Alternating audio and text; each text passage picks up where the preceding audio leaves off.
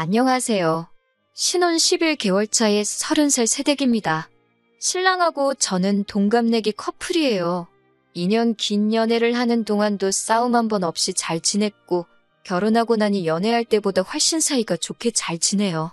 신랑은 저와 평생을 함께할 배우자, 가족, 그리고 저를 절대 배신하지 않을 친구 같은 사람이 돼주었어요.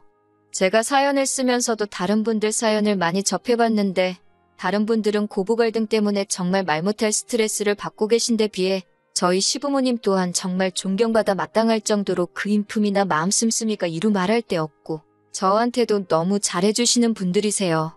모든 게 다 척척척 잘 돌아가는 것 같던 제 결혼 생활에도 문제가 하나 있었는데 그게 바로 신우였습니다. 신우는 아직 결혼을 하지 않았고 신랑보다 5살이 많아요.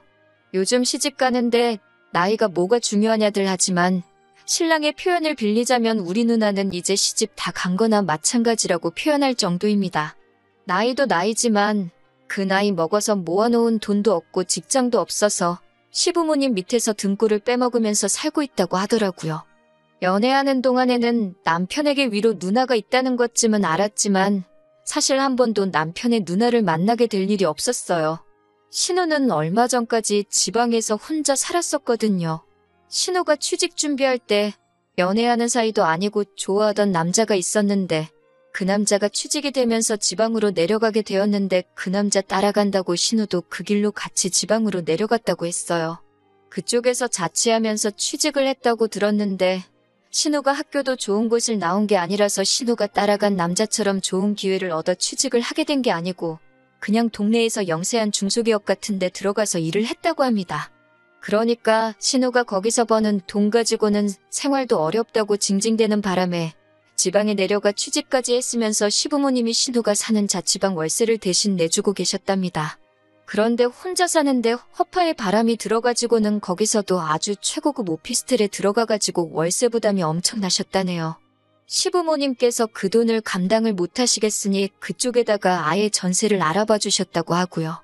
아무튼 그래도 덕분에 서울에 있었으면 취직도 안 하고 시부모님 등골이나 빨면서 살았을 신우가 취직도 하고 시부모님도 좋은 게 좋은 거라고 신우가 그쪽에서 기반 잡고 자리 잡고 살기를 바라셨답니다. 그런데 신우가 회사고 뭐고 다 포기하고 저희가 결혼식을 올리기 얼마 전에 전부 정리해버리고 서울로 다시 올라와 버린 거예요. 그래도 거기서 6년 가까이 살았으면 기반이 어느 정도 잡힌 거 아니냐. 신우가 돌아온 이유가 대체 뭐냐고 신랑에게 물어봤는데 사실 신랑도 신우 쪽 이야기만 들어서 자세히는 모르겠다 하더라고요. 신랑이 신우에게 들은 이야기는 신우가 그 남자한테 엄청나게 어장관리를 당해서 마음고생이 심했다. 모아놓은 돈도 다 뜯겼다는 식으로 들었다는데 사실 그 신우가 좋다고 따라다니던 남자가 신랑 학교 선배 타고 해서 어떻게 아는 사람이었다고 해요. 누나를 가지고 놀았다는 생각에 신랑도 눈이 뒤집혀서 어떻게 연락처를 알아내서 통화를 해봤다는데 그 남자 말은 신우랑은 무슨 일이 있던 것도 아니고 아무 사이도 아니었다는 말을 해왔다네요. 심지어 그 남자분은 그쪽으로 발령을 받아 내려간 뒤에 얼마 안 있어서 사귀던 사람과 결혼을 해서 현재는 애가 둘이라고요. 그러니 신랑도 신우 말을 하나도 믿을 수가 없던 거죠. 신랑이 자기 누나라서 조금 더 세게 말한 것일 수도 있지만 그 남자가 누나를 만났을 리가 없다고 둘 중에 한 명이 거짓말을 한다 치면 그건 우리 누나다 라고 확신을 하더라고요. 제가 혹시 모르지 않냐고까지 하니 그 남자가 미쳤다고 애도 둘이나 딸렸는데 우리 누나 어디를 봐서 그 위험을 감수하며까지 누나를 만났겠냐고 하더라고요. 누나가 어린 것도 아니고 예쁜 것도 아니고 돈이 많은 것도 아니고 직업이 좋은 것도 아닌데 어딜 봐서 그 사람이 가정을 걸고 도박을 하겠냐고요. 그러면 안 되는데 그 말에 저도 빵 터져버려서 아주 웃음 참느라 죽는 줄 알았어요. 아무튼 그래서 신우가 지방생활을 포기하고 서울로 다시 올라오기는 했는데 그때가 저희 결혼식을 앞둔 지도 얼마 되지 않은 시기였기 때문에 결혼식 당일날까지 제가 직접 신우를 만나는 일은 없었어요. 신부 대기실에서 신우를 처음 봤어요. 신랑이 표현한 것보다는 조금 더 흐릿한 인상의 평범한 첫 인상이었습니다. 그냥 그때도 평범하게 인사하고 결혼 축하한다고 한마디 해줬기에 그때는 신우가 신랑이 말한 것처럼 이상한 사람은 아닌 것 같다는 생각을 했어요. 왜 그 남매들이 항상 서로 그렇게 물어뜯을 것 같이 행동하면서 서로는 엄청 챙겨주잖아요. 제 남동생도 저한테 비슷하게 그러니 그냥 남매가 사이가 좋은가 보다 싶었고 신랑이 말한 것도 다 신우 걱정을 많이 하면서 말은 그렇게 하는 건 줄로만 알았어요. 시부모님 두 분도 엄청 좋으신 분들이니 당연히 신우도 좋은 사람일 거라고 생각을 했거든요. 제가 결혼하던 당시에 해외여행에서 돌아왔을 시 방역수칙이 조금 완화된 상태라서 신혼여행을 다녀오는 데는 큰 무리가 없었어요. 유럽 쪽은 이미 전부 다 개방돼 있던 상황이었고요. 그런데 괜히 가서 병 얻어서 돌아올까봐 걱정이 돼서 저희는 신혼여행은 생략하고 모든 게 다 안정이 되었을 때 진짜 좋은 곳으로 편하게 다녀오자는 계획을 세워서 그렇게 결혼식 끝나자마자 곧바로 저희의 신혼생활이 시작되었습니다. 결혼식 당일날에는 너무 긴장을 해서 그런가 그 시간이 어떻게 지나갔는지 잘 기억도 안 나요. 그냥 무작정 웃음만 나고 행복했던 게 기억이 나네요. 딸을 보내는 친정아버지는 조금 섭섭하셨던 것 같은데 저는 마냥 좋기만 했어요. 아무튼 식비 같은 거 다 정산을 하고 나서 방명록이랑 축의금은 저희가 챙겨서 신혼집으로 돌아왔습니다. 하객이 신랑과 저희 쪽 하객 합쳐서 250명 정도가 왔었어요. 민감한 시기였음에도 불구하고 자리를 빛내주신 분들께 너무 감사했죠. 신랑 측 하객이 140명 정도로 더 많았는데 축의금은 양가 다 비슷하게 들어왔어요. 축의금이란 게 저는 그렇게 크리라고는 생각도 못했는데 여기저기서 받고 나니 그 금액이 엄청나더라고요. 방명록을 보면 저나 신랑 친구들, 그 외 직장 동료들을 제외하면 전부 다 양가 부모님들 하객이었습니다. 말이 축의금이지 사실 그 돈이 그동안 양가 부모님들이 여기저기 다 쓰셨기 때문에 돌아온 돈이잖아요? 친구들이나 직장 동료들한테 들어온 축의금의 비중이 그렇게 큰 것도 아니고 신랑이나 저랑 개인적으로 가까운 친구들은 다 따로 저희들한테 준 게 있어서 사실 그 돈들은 양가 부모님들의 돈이나 다름없는 돈이었어요. 그리고 일반적으로도 축의금은 양가 어른들께 드린다고 듣기도 했고요. 그래서 신랑과 상의하고 나서 축의금을 양가 부모님께 드리기로 결정했습니다. 신혼여행을 안 갔기 때문에 다음 날인 일요일 아침에 바로 신혼집에서 좀 더 멀리 떨어진 시댁으로 먼저 향했습니다. 돌아오는 길에는 친정에 들러서 친정에도 제 앞으로 들어온 축의금을 돌려드리고 올 계획이었습니다. 결혼식이 바로 어제였는데 좀 쉬다 오지 그러셨냐며 저희 걱정부터 해주시며 반겨주시니 정말 좋았어요. 무슨 일로 왔느냐고 물으시길래 바로 본론부터 말씀드렸네요. 그런데 시부모님께서는 그건 너희 결혼한다고 사람들이 이 어려운 상황에 먼 길까지 와주시며 축하해주신 돈이니 그 돈은 저희가 갖는 게 맞다고 하셨습니다. 저도 남편도 그렇지 않다고 여태껏 시부모님께서 하셨던 거 돌려받는 거나 마찬가지인 돈이라고 아무리 생각해봐도 다른 사람들처럼 이 돈은 시부모님께서 가져가시는 게 맞겠다 말씀드리니 한사코 그 돈을 거절을 하셨어요. 오히려 그 당시 상황에 결혼식 불참하신 분들이 계좌로 보내준 돈도 있다면서 안 그래도 그 돈도 저희한테 보내주시려고 할 참이셨답니다. 서로 그 돈을 가지고 마음이 불편하겠다며 주거니 받거니 하다가 결국엔 저희가 시부모님 뜻을 꺾지 못하고 가져오게 되었네요. 친정 부모님도 말할 것도 없이 같은 입장이셨습니다. 거기에 시댁 쪽에서도 받지 않으셨는데 어떻게 당신들도 그 돈을 받으시겠냐며 더더욱이 그 돈을 받지 않으시겠다는 입장이셨습니다. 당초 계획과는 다르게 오히려 시부모님과 친정부모님 개인 통장으로 들어온 돈까지 해서 돈이 더 늘어나서 돌아오게 되었어요. 집에 도착해서 남편과 상의를 하고 나니 그러면 그 돈으로 우리가 양가 부모님들께 뭐라도 해드리기로 결정했습니다. 생각해보니 신랑이나 저나 신혼집 리모델링까지 해서 삐까번쩍하게 꾸며놓은 걸 보니 신랑은 시부모님 집이 오래돼서 고쳐드리고 싶고 저도 저희 부모님 가전이며 가구들이 저희 어머니가 시집 오실 때 해놓은 걸 그대로 쓰고 계시니 그걸 바꿔드리면 좋겠다고 생각했어요. 거기에 겨울 되면 바람이 들어차니 차씨도 교체해드리는 게 좋겠다 싶었습니다.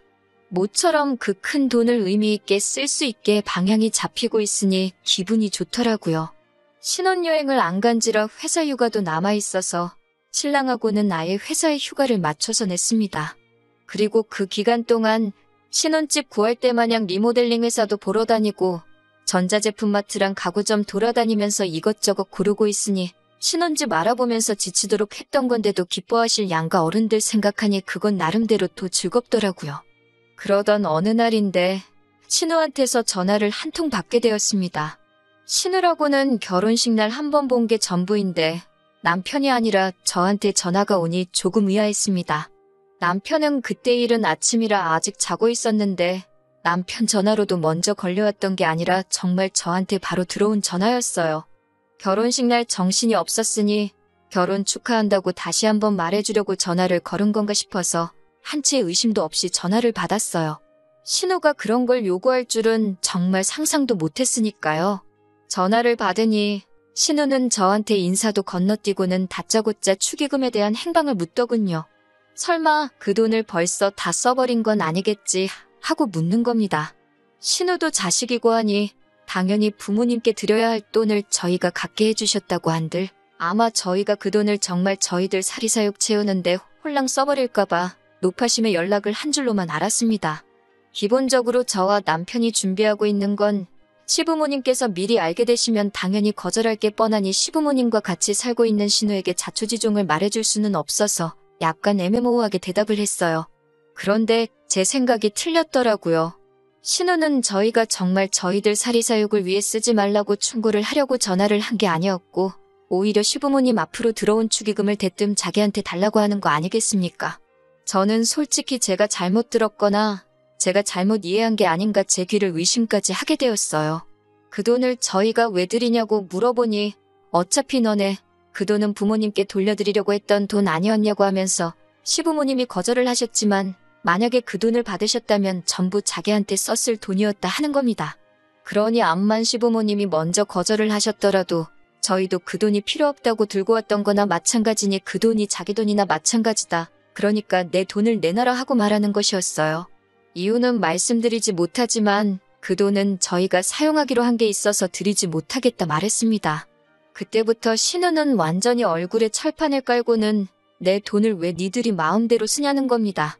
그게 어떻게 신우 돈이 되냐고 물었더니 너도 소유권을 포기하려 했던 돈이고 우리 부모님도 그랬던 거 아니냐고 하면서 그런데 그중에는 신우 본인과 신랑을 어려서부터 알고 지내던 신우의 친구들이 낸 축의금도 포함이 되어 있으니 내 돈이기도 하다며 말도 안 되는 궤변을 늘어놓고 있는 거였어요. 전화로 계속 신우와 신랑이를 벌이고 있으니 남편이 잠결에 통화 내용을 들은 건지 잠에서 깨서 나오더군요. 전후 사정을 모르니 무슨 일이냐고 물어보는데 신우가 얼마나 크게 떠들던지 그 돈이 자기 돈이라고 우기고 있는 내용을 신랑이 다 듣고는 무슨 일인지 한 번에 딱 이해하더라고요.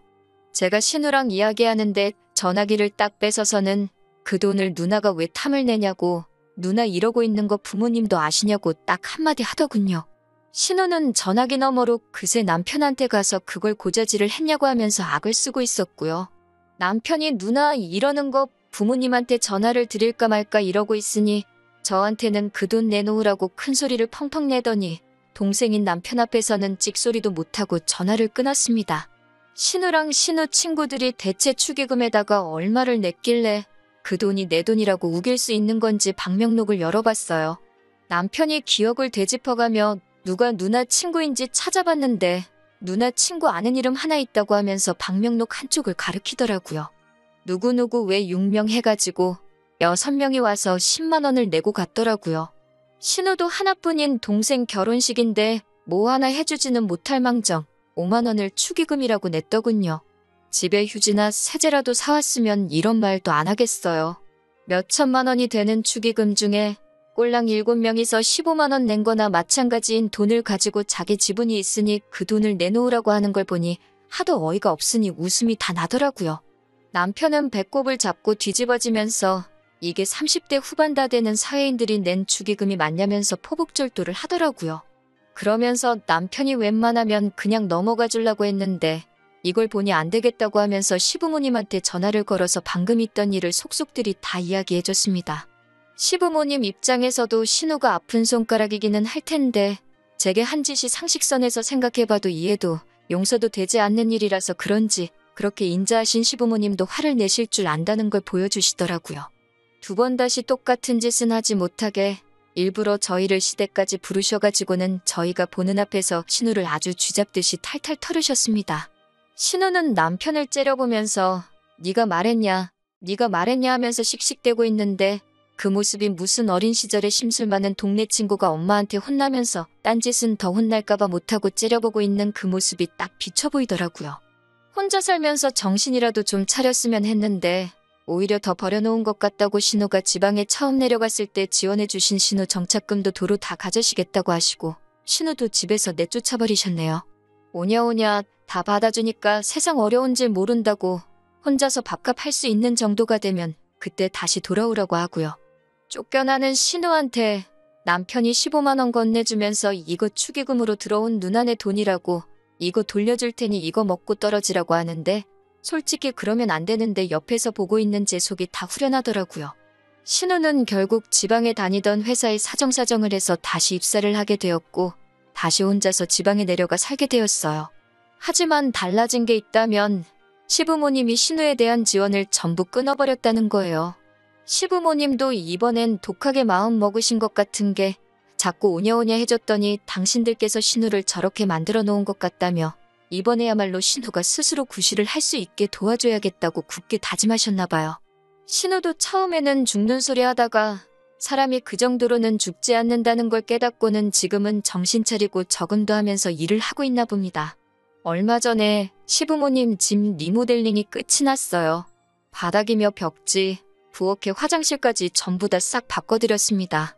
시부모님도 엄청 좋아하셨고요. 그래도 부모님 사랑을 느낄 수 있는 게 신우가 힘에 부치면 돌아올 수 있게 신우방은 그대로 남겨두시고 인테리어에 맞게 가구도 새 걸로 다 장만해 놓으셨더라고요. 저도 신우가 저희에게 그런 억지 부리는 사람이 아니라 이번에는 정말 존중받고 한 식구로서 같이 세상을 헤쳐나갈 수 있는 좋은 가족이 되어서 돌아오면 참 좋겠네요.